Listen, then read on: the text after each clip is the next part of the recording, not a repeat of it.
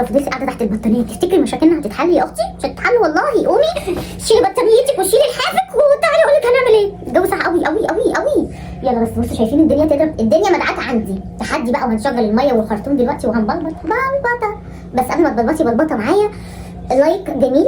شجعي اختك قلب اختك عشان قناتي وقع بسبب مشاكل ما مش هنذكرها تاني، بس اهم حاجه نشجع اختكم دودو فن كده. شجعوها يا ولاد. حمله يلا نشجع دودو بالله عليكم ما تنسوش اللايك، اشتراك في القناه، تفعيل زر الجرس عشان يوصلكم كل جديد. طب يا دودو احنا ما بيجيلناش اشعارات، نلغي قلب اختك الاشعار ونفعله من اول وجديد عشان برضه يوصلك كل جديد. كده كده مش هسيبكم، انا معاكم مكملين مع بعض للابد ان شاء الله. يلا بينا نشوف هنعمل ايه. مفيش كسل، مفيش اي حاجه خالص. وده بقى الروتين اللي هو كنت تعبانه واول ما رجعت لقيت الدنيا كده زي ما انتوا شايفين، وانا ومحمد طول النهار نائر كده مع بعض، نائر ونقير. انا مش عارفه هو عايز مني ايه بصراحه. قلبي يساعدني بالله عليكم، دي مساعده. محمد خد تعالى. ايه ده؟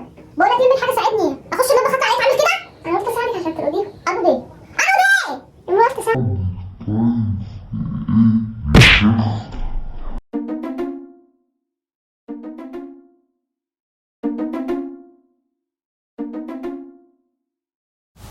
طبعا اتنقلنا مع بعض واتخانقنا مع بعض على المنظر اللي انتوا شفتوه، واللي انتوا شفتوه صح، والاطفال احباب الله اللي عملته فيه حلال عليه.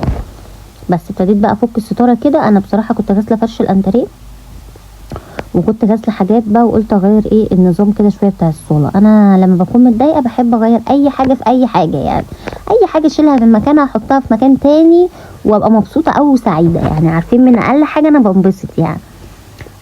ده تغيير منه فيه، غيري منه فيه تلاقي الدنيا باقل التكاليف بقت حلوه وجميله ان شاء الله يا ولاد. انا عايزه اغير كمان موضوع المطبخ ده، عايزين ندهنه كده مع بعض، عايزين نعمل تركات حلوه كده على رمضان. كل سنه وانتم طيبين، احنا في رجب وداخل علينا شعبان واللهم بلغنا رمضان.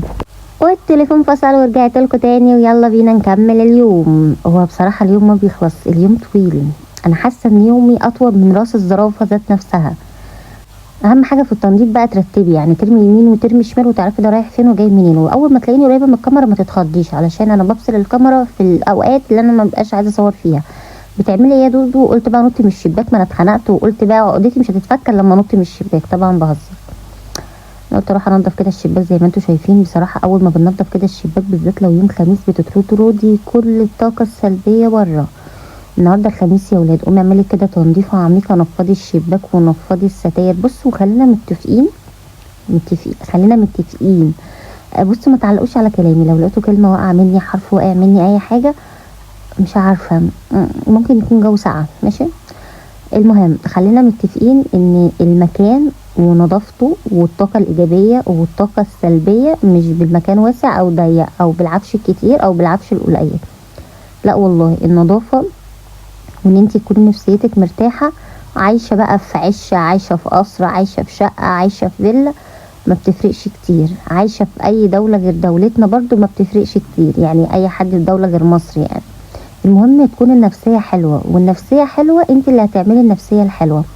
انا عايزه اقولك ان النفسيه ساعات بتبوظ، يعني بتبوظ زي اي حاجه بتبوظ. عارفه لما بتكوني كده شحنه تليفونك وتلاقيه فجاه فصل شحن؟ احنا نفسيتنا وحياتنا عامله زي شحن التليفون. ساعات كده يا ولاد ننام ونصحى نحس ان احنا فاصلين شحن، البطاريه فصلت، يرجع اعاده شحن البطاريه. فعشان تشحني بطاريتك لازم تعملي تفاؤل، لازم تعملي حاجه جديده. ان شاء الله تشيلي كرسي تنقليه من مكان لمكان. على فكره اقول لكم على حاجه والله،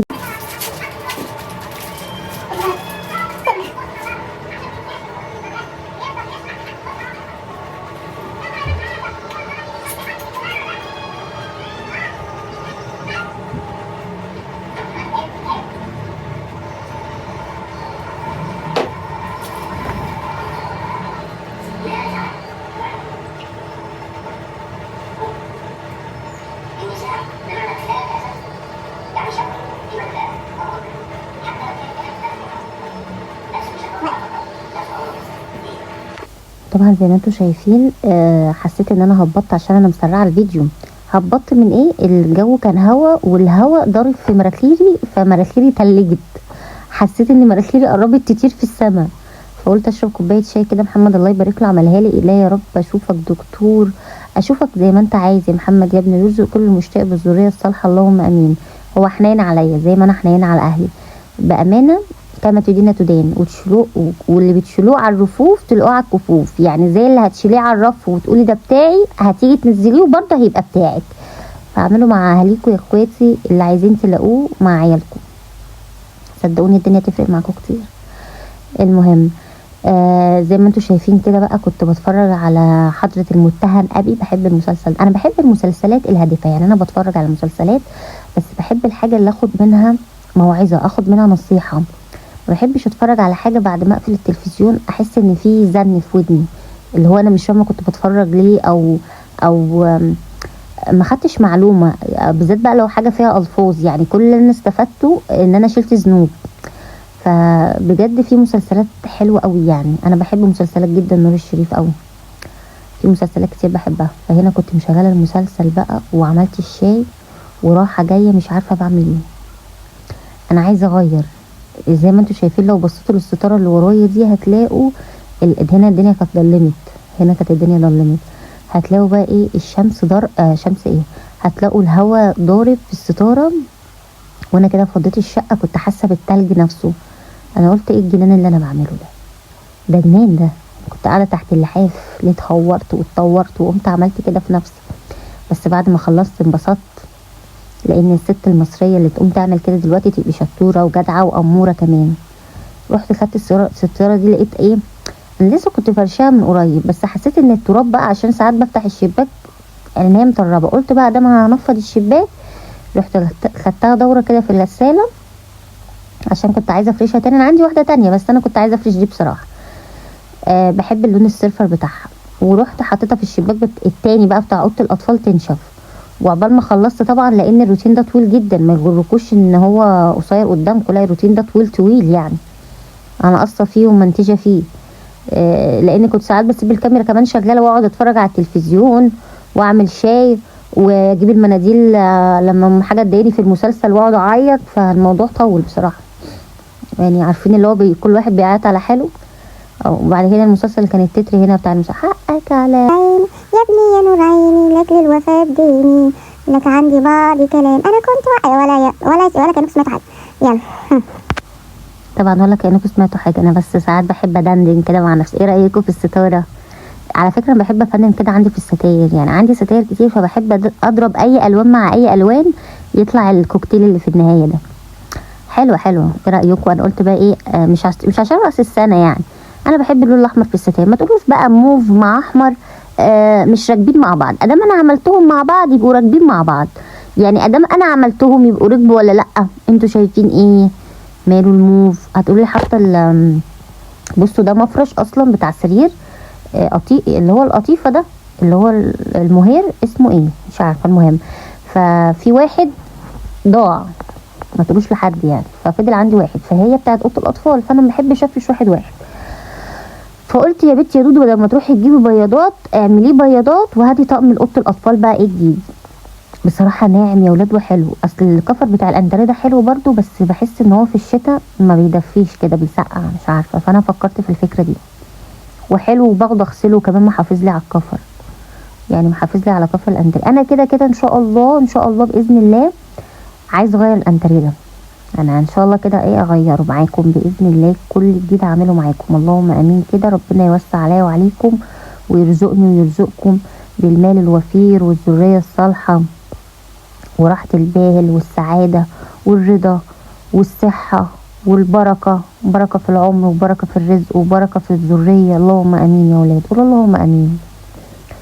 وشكرا لكل اخواتي الامارات اللي بيدعوا لي والله العظيم متابعين، يعني مش متابعين يعني انا ما سمكوش الا اخواتي. عمركم ما تكونوا متابعيني بس وتتمنوا لي الخير كده، والله العظيم بتمنى لكم كل الخير والتوفيق يا رب يصلح حالي وحالكم. بعد كده بقى ايه طبعا في حاجات ما بصورهاش، يعني ساعات بقع مثلا من على الكرسي بركز لا اتقلب من الشباك يا اخواتي، فالعمر مش بعزقه يعني فبوقف الكاميرا يعني بصراحه ما اكدبش عليكم. وبالذات كل شويه يقول لي مفيش مساحه ولا في مساحه في حياتي ولا في مساحه في التليفون. يعني انا مش عارفه مثلا اهرب واسيب البلد ولا اعمل ايه. يلا مش مهم. برضه هغير الشاشه. انا هغير معاكم حاجه هغير معاكم حاجه الحاجات اللي معصباني ومضايقاني هغيرها ان شاء الله ان شاء الله. ايه رايكم غيرت النظام؟ وبرضه هغير النظام بتاع المكان التاني بقى، مكان السفره والنيش. هنعمل شويه تجديدات كده على رمضان بقى. كل سنه وانتم طيبين. بصراحه النفسيه فرقت قوي قوي. طبعا فرش الانتريه ده انا كنت غسلاه، وغسله المفرش دون اللي انا حطاه على الانتريه برضو الاحمر في اسود ده، وكنت غسله السجاده، وكنت غسله الترابيزه، وكنت غسله الستاير، وزعفت الحيطان، وغسلت الحيطان، وغسلت الشباك، وغسلت المكتبه، ونفضت عند التلفزيون كده الشاشه القمرايه دي عقبال ما اصلح بتاعتي او اشوف هعمل فيها ايه. لايكات يا ولاد لايكات.